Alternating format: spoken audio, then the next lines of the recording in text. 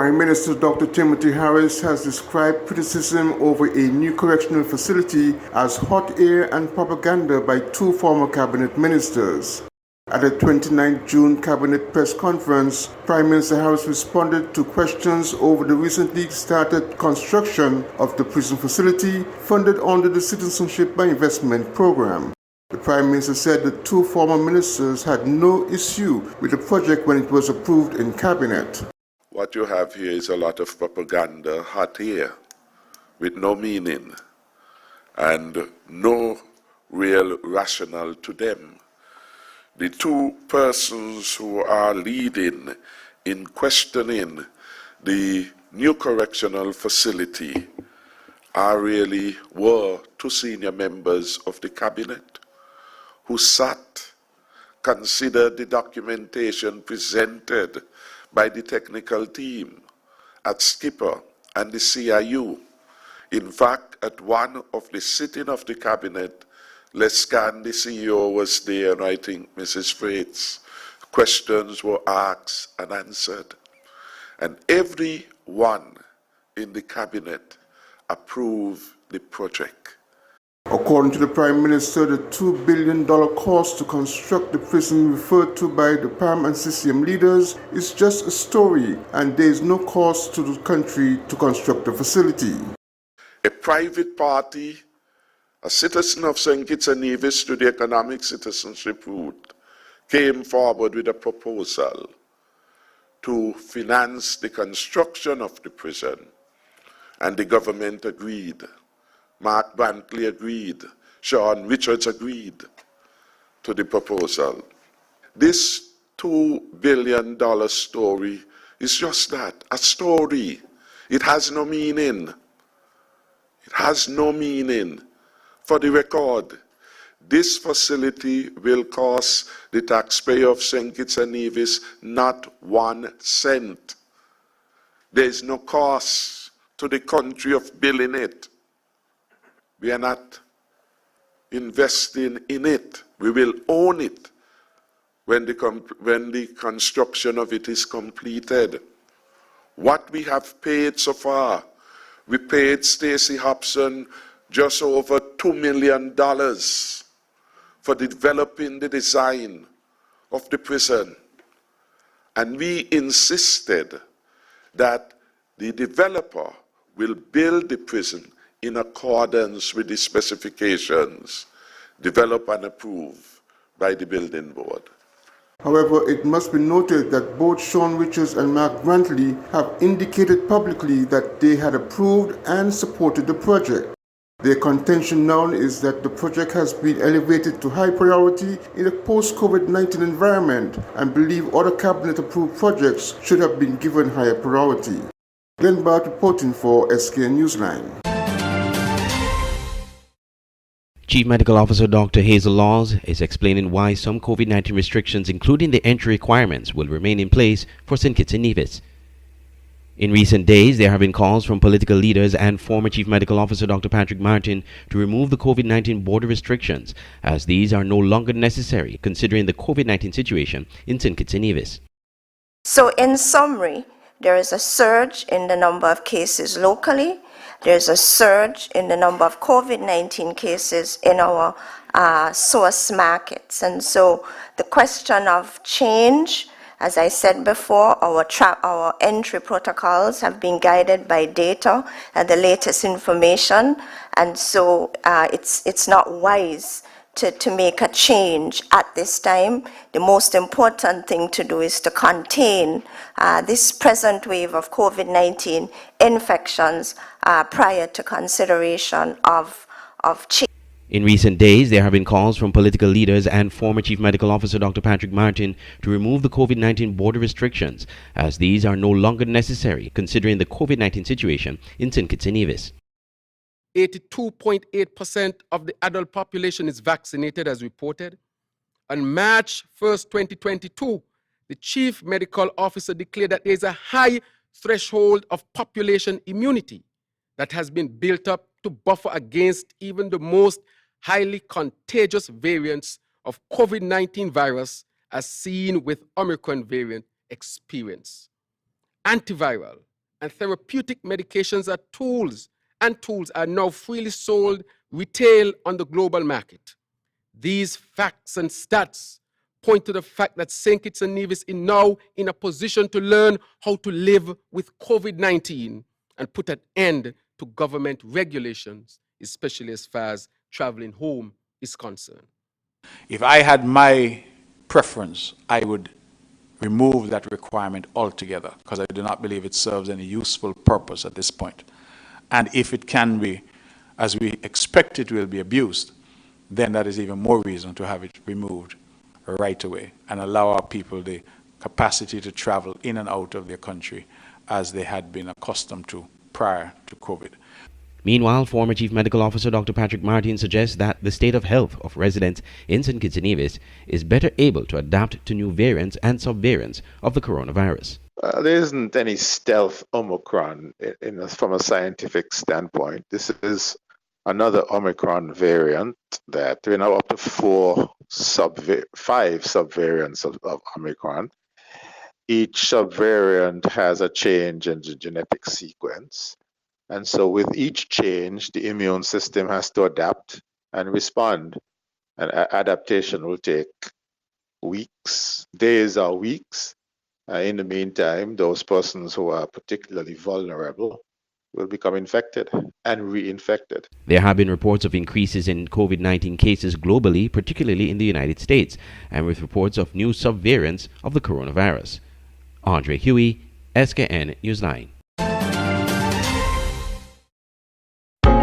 When visiting St. Martin, you want clean, affordable accommodations. You need Midtown Motel in the heart of Phillipsburg, a place where you can relax, take a stroll on Great Bay Beach, and that provides you easy access to great shopping. Midtown Motel, located on Front Street, Phillipsburg, St. Martin. Call Midtown Motel at 721-542-0614 and book your stay today. The SKN Newsline website now offers you more news. Log on to www.sknnewsline.com for local, regional, and international news.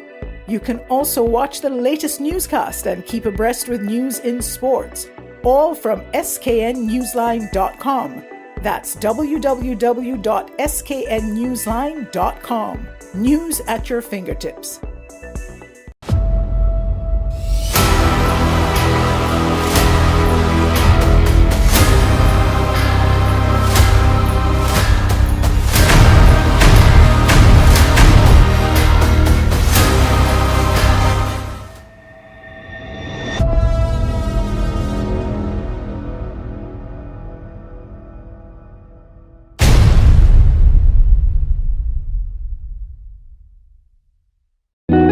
Nestled between evergreen mountains and the Caribbean Sea on the island of St. Kitts is the Millhouse Guest House and Convention Center. With breathtaking views, a rugged, beautiful shoreline, and immaculate manicured gardens make this the perfect location for your holiday, event, or wedding. With a large convention center, apartments with balconies providing stunning views, and a secluded cottage for larger family groups or honeymooning couples looking for some privacy. We have something for everyone. Book your stay at www.millhouseskn.com or visit our Facebook page, the Millhouse Guest House and Convention Center, an oasis of tranquility. Following allegations over some social media platforms that a large number of Haitian nationals had entered the country with St. Kitts and Nevis passports, National Security Permanent Secretary Osmond Petty described the allegations as foolishness. The implications of the posts were that the Haitians entered the country as part of a voter pardon scheme for the upcoming general elections. Speaking at the 29th June Cabinet press conference, Permanent Secretary Petty said his office has no information about undue numbers of Haitian non-nationals entering the country with St. Kitts and Nevis passports. He said the Immigration Department has not reported any such incident. Petty addressed the Haitian allegations and outlined how difficult it would be to remove passports from storage by any single individual. I must mention here that I heard a voice note going around about 71 persons coming in with the passports from St. Kitts and Nevis on Saturday.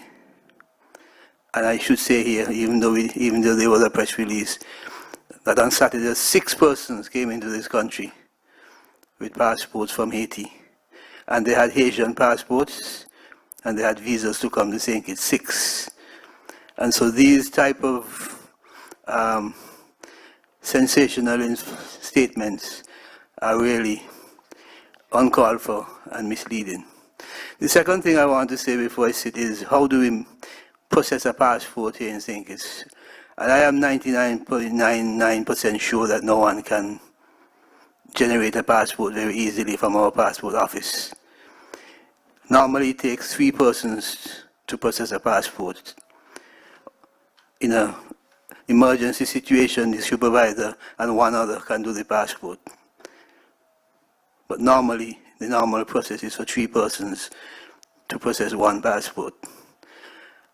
The passports, when they come in, and all our passports are supervised, controlled from the Canadian banknote, which is based in Canada. The passports, when they come in, they're locked away.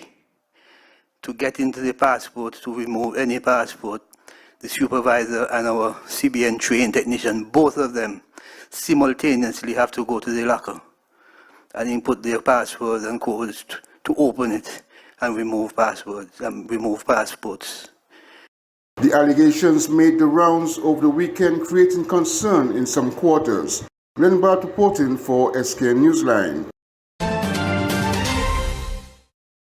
Minister of Tourism Wendy Phipps publicly recognized and commended volunteers and vendors for the role they played in ensuring that the 24th anniversary edition of the St. Kitts Music Festival was a resounding success. For Thursday night, there would have been an attendance averaging 4,000, Friday 4,500, and Saturday 6,700.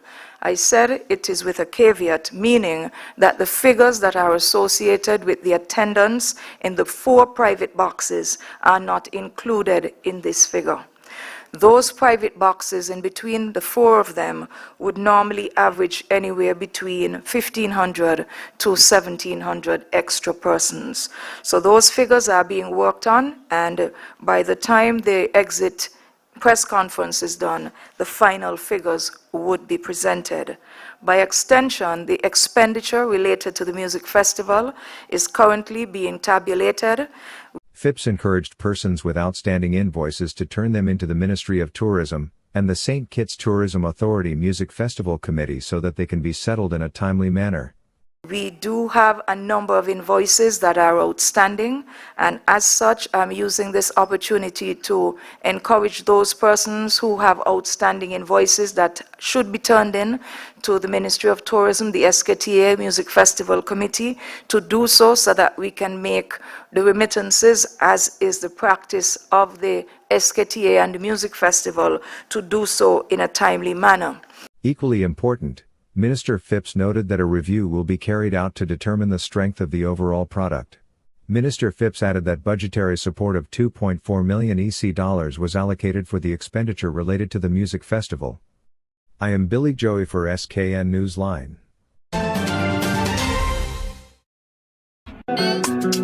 Online radio has never been this great. It's Voice of the Caribbean Radio at voiceofthecaribbean.net. Tune into Voice of the Caribbean Radio for great Caribbean programs, news, entertainment, sports, and current affairs. Wake up each morning and be inspired with One Day at a Time with Kim Huey. Stay abreast with news across the Caribbean and internationally with the Caribbean News Hour, and be entertained with shows like Reggaeville, Caribbean Classics, and Jive Music Show. Visit our website, download our Android mobile app, or listen us on TuneIn Radio. There is so much more on Voice of the Caribbean Radio, reaching the Caribbean and beyond. Check website or app for program schedule. Are you ready to create high-performing TV commercials? Ready. Ready. Ready. Create and tell compelling stories. Reach your target audience. And build brand awareness. Our strategies and execution will provide for your desired outcome and clearly represent your brand. Visit us at www.madebyopen.com and get started on your creative video commercial today. Lights, camera, Open Interactive.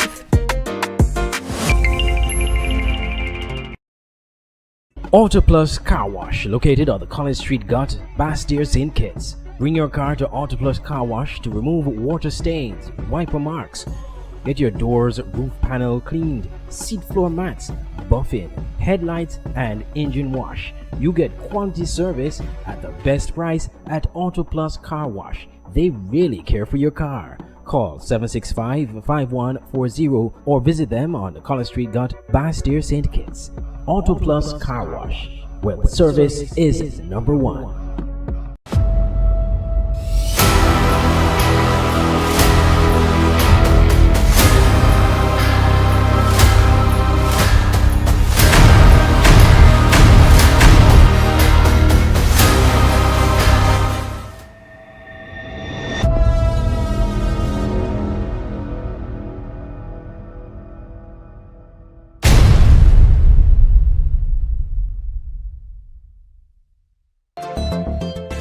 Can you believe all the ings we can fit under one roof?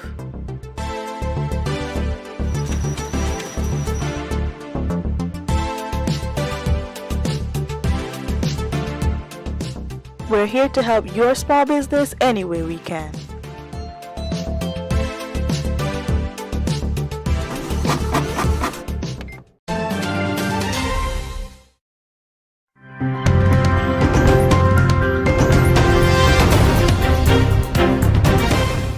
Suriname has joined Guyana as one of the world's most exciting prospects for oil and gas development now. But like Guyana, the country has realized that it can't do everything on its own. And so Suriname and Guyana will join forces to develop their natural gas resources.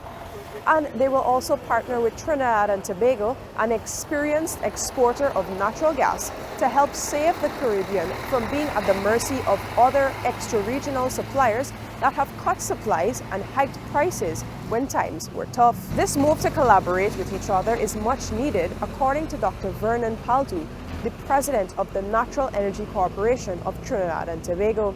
He spoke at the ongoing Surinamese Oil and Gas Summit, which is taking place in Paramaribo, the capital city of Suriname. Together, we have the ability to form an alliance that will provide the necessary background, necessary infrastructure that gives us food security and energy security. And with that, we would not be at the mercy of other countries in the world where there are, there's priority for resources. We will be able to drive our own future and determine our own destiny. Partnerships among these three countries are not only being pursued so that the energy needs of the Caribbean region can be met. In fact, these partnerships are also being pursued because it makes good business sense. Now, the Energy Minister for Trinidad and Tobago, Stuart Young, at this very summit mentioned that Trinidad's natural gas exports to Europe have more than doubled this year alone. This occurred largely because of the Ukraine-Russia crisis, where countries have cut supplies from Russia. And so Trinidad has risen to fill those gaps. It is important to note, however, that Trinidad and Tobago's natural gas reserves are running low, and the country is now seeking new offshore production. But with bountiful supplies in Guyana and Suriname, the three countries could effectively monetize those resources and sell them on the international market. This is according to Eddie Frankel, the Deputy Director of Suriname's Statsoli. Let's say collaboration with Guyana and Trinidad appears to be the only option for us as a country to, let's say, the only viable option to monetization of our natural gas. And I would say that we have no other choice than to resolve any issues that may exist that hinder such collaboration. Guyana's President Dr. Irfaan Ali has already touted the sheer potential of partnerships among the oil-rich countries in the Caribbean. And on Monday, as he addressed the opening ceremony of this very oil and gas summit, he noted that a regional energy plan is being crafted to help attract investors into the Caribbean so that they could fund the region's energy needs. Reporting for the newsroom in Paramaribo, Suriname, I am Vishani Raghavir. Minister of National Security, Dr. Horace Chang, has announced the state of public emergency, which was declared in St. Catherine last week, will not be extended beyond the 14-day period. Speaking in Parliament on Tuesday, Dr. Chang says the SOE has reaped positive results. We are satisfied that the declaration of a state of emergency has allowed the security forces to bring the era under some level of control. The strategy will be reshaped and to maintain the current status quo as necessary.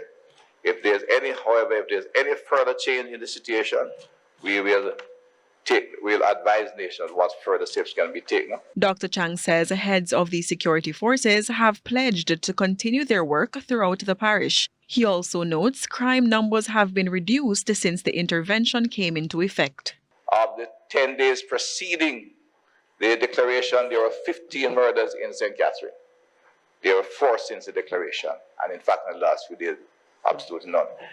Taking place in 2 police divisions, north and south, where in fact the gang conflict has seen increased activity for the last 2 months. The discontinuation also follows opposition leader Mark Golding's letter to the Attorney General outlining a plethora of concerns with the SOE. In fact, Golding was clear that the government would not have the opposition's support on extending the declaration. He was therefore pleased with Tuesday's announcement. I'm glad that the government has decided to spend the time to try and get the regulations in a form that will be compliant with the Constitution going forward, and I welcome that decision. The SOE is slated to end on Friday, despite residents and business owners in the parish urging the government to extend the intervention.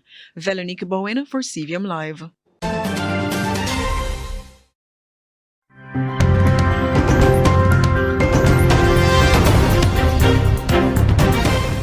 American singer R. Kelly has been sentenced to 30 years in prison by a U.S. federal court in New York after he was found guilty of sexually abusing women, boys and girls for decades.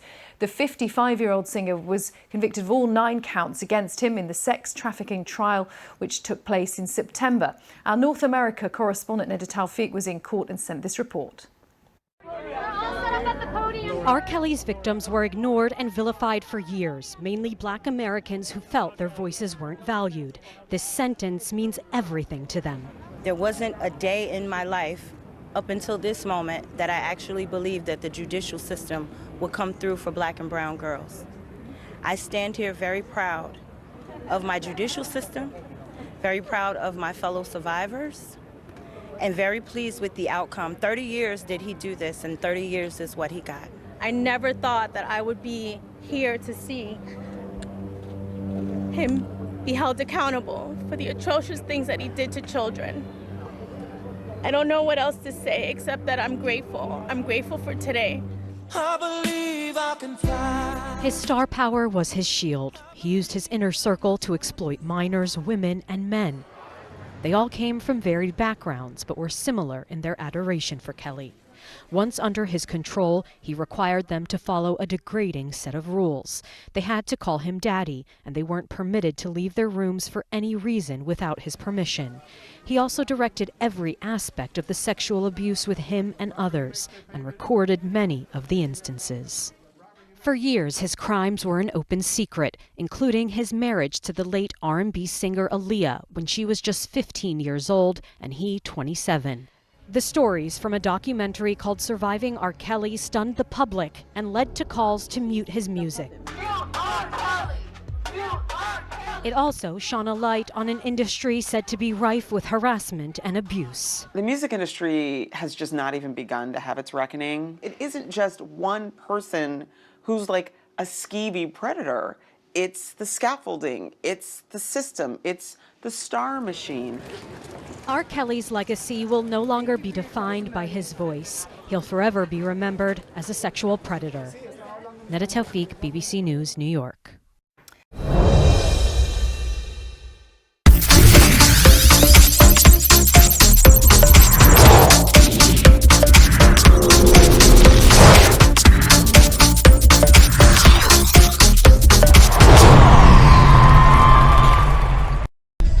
a nice little unbeaten streak now. Does that give us confidence heading into Australia? Well, it should give us confidence, and we've got time to prepare to go to Australia. Australia is always a difficult series, no matter what team you're going down there with. So we have to make sure that we try and prepare well and continue our winning. With very little red ball plans, whether internationally or regionally, between now and the next series, what are you hoping that the test specialists will do to keep themselves sharp? Well, we've got to put something in place for them to keep doing with the work. As we get closer to the time, we have to make sure that we have games for them to play in order to get themselves sharp before they leave here to get to Australia. And even if we can find things on the way to Australia to do, then we have to look up all those things, and those will be looked at in the next couple of weeks.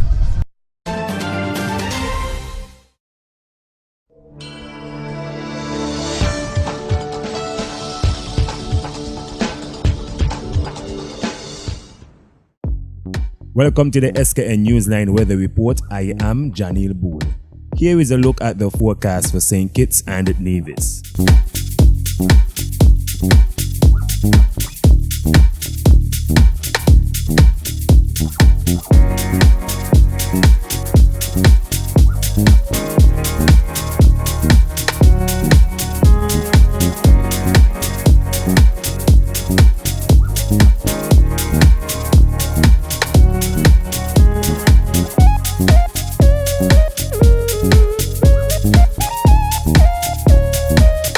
For a more detailed weather report, visit our website at www.sknnewsline.com.